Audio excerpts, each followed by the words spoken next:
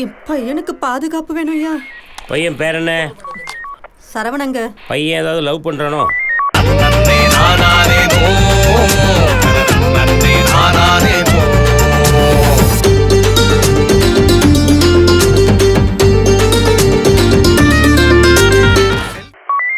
அடியாள இருக்கணும்.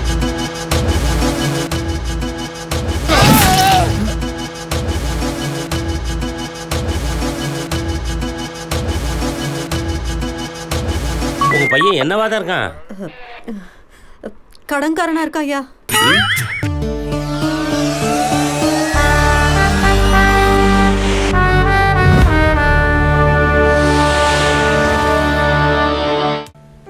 யோ மாமா, ஆட்டாம புடி மாமா.